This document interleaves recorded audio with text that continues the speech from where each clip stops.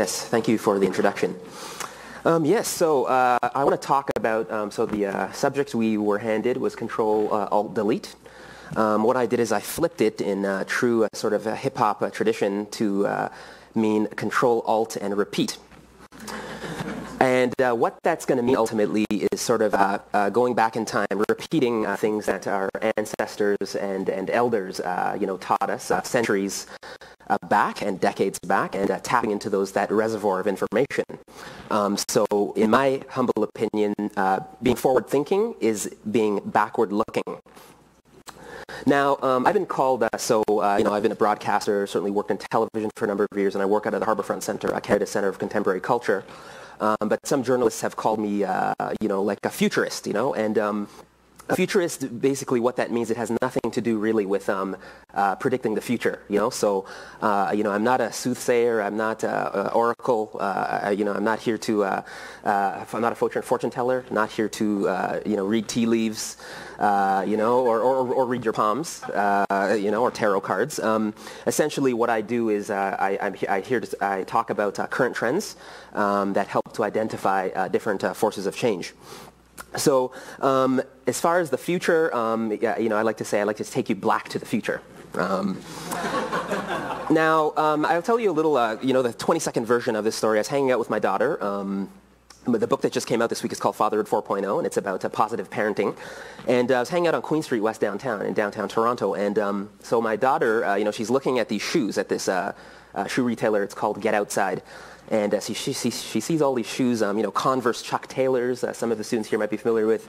She sees, Sperry Topsiders, which is back in vogue.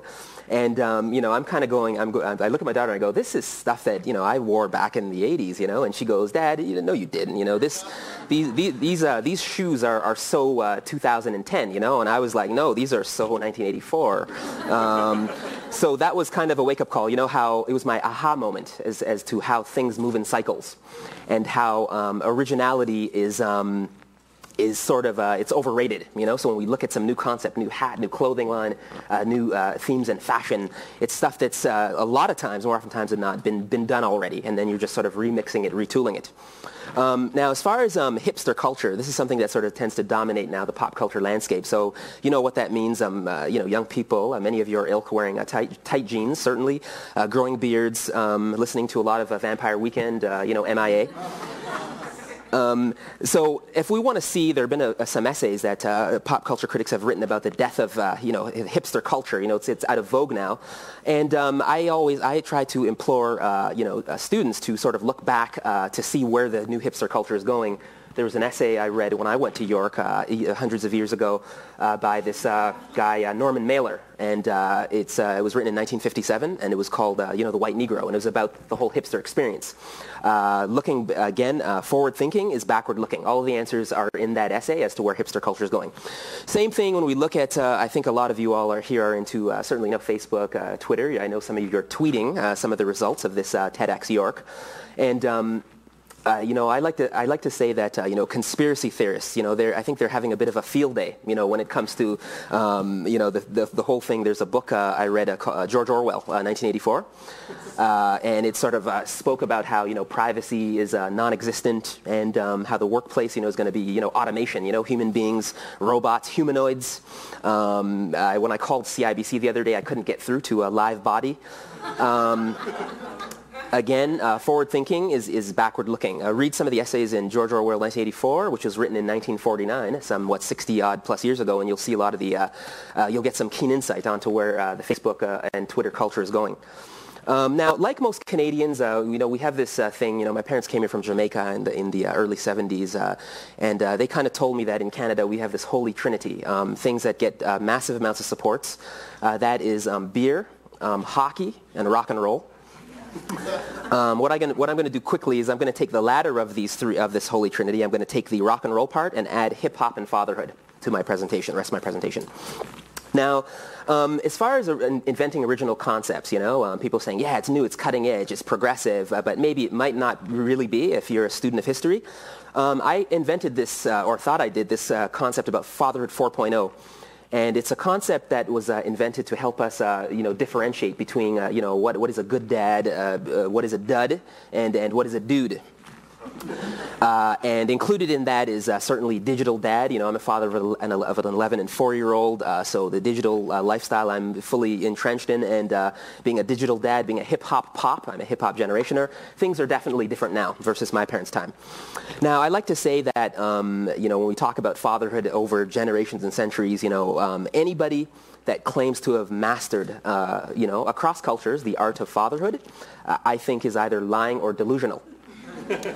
Now, there are some differences in how we approach fatherhood. My father's time, Josiah Higgins, over to today. He would always tell me, Dalton, you're born here, you have it easy. You don't have to walk, 55 miles to school. Bare feet, without breakfast, in torrential downpours. So there are some things I can't quite relate to, certainly, but then there's certainly a lot of similarities in that we still all, I have a 4-year-old, and over the last couple of years, I still get as freaked out as my fathers and uncles and grandfathers do when you see, poop in the diaper and that type of thing, and that cuts across generations. I have an 11-year-old daughter, and fathers that have daughters, some will secretly admit that we all wish our daughters would start dating, when they hit their 40s, So again, a lot to be learned from certainly elders, things that cut across generations. Now, as far as hip-hop culture, the second part of the Holy Trinity, I like to say that it is a hip-hop world, and you all are just living in it. If you pick up any newspaper, check out the web, the blogosphere, Globe and Mail, over to National Post, Toronto Star, Toronto Sun, you will see that this rapper Drake, who comes from Toronto, he's treated like a demigod. And you'll also see somebody like Kanye West. He tends to think he's the second coming of Christ. Now, why does hip-hop rule when we talk about, controlling, alternating, and deleting or repeating culture is in hip-hop cultures? There's this thing that hip-hoppers have innovated, and it's called sampling culture. So what it does is it allows us to tap into, energies of yesteryear. I'm sampling blues musicians, sampling folkies from the early 19th century, sampling, classic rock, this type of thing. It recontextualizes music for a new generation. The other reason why I think hip-hop rules and why I'm happy to see this room is positively multi-culti, multi-religious, multi-ethnic, multi-religious is hip-hop. What it does is it puts a finger to demographic reality. So, if you're Jewish, in hip-hop you have this great klezmer rap scene that's happening right now. A rapper out of Montreal called So-Called, who's one of the trailblazers in that scene. If you're gay or lesbian, there's a huge homo-hop scene happening that is quite large and growing. If you like your sex and violence gratuitous, there's a gangster rap faction for you that you see a lot on television and in the news.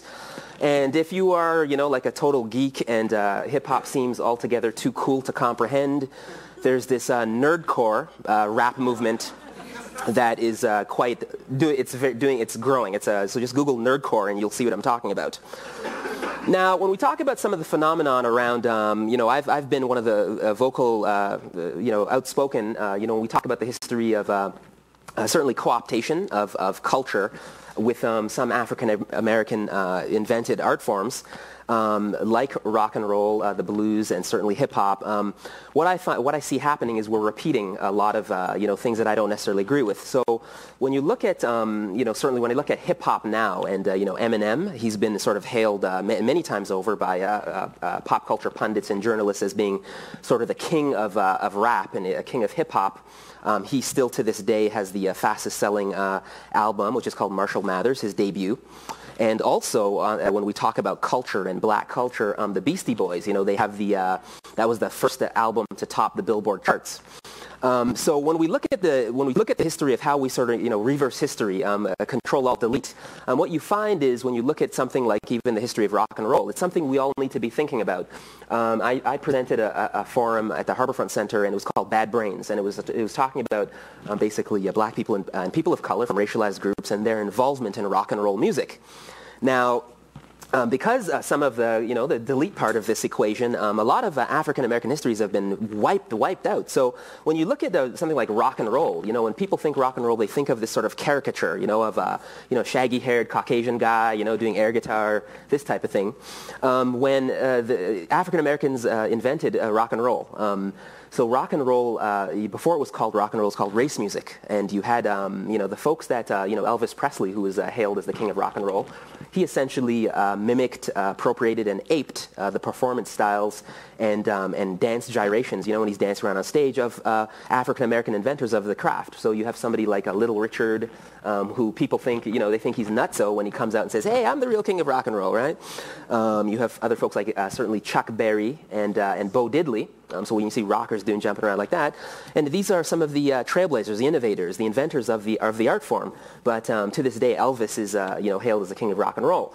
So that we don't sort of repeat this type of appropriation and disempowerment of communities, we need to be very careful. So why I titled mine Control, Alt, Repeat is not so much to repeat some of those past wrongs and misinterpretations of history, but to take from that, take what we learned from our ancestors and elders and things that are interpreted as being wrong now. We know better. There are a bunch of academics in the room that have studied this and deem it wrong, but to not repeat that. So for any of you, as far as, I'm a proud father, as I said, my latest book, Fatherhood 4.0. For any of you that decide to have children, down the road, maybe, in the year 2050, 40, 60, I don't know. Please do not be surprised if, 20 to 30 years from now, your kids want to invest in tight jeans and wear beards and rock Perry topsiders and Converse Chuck Taylors. Thank you.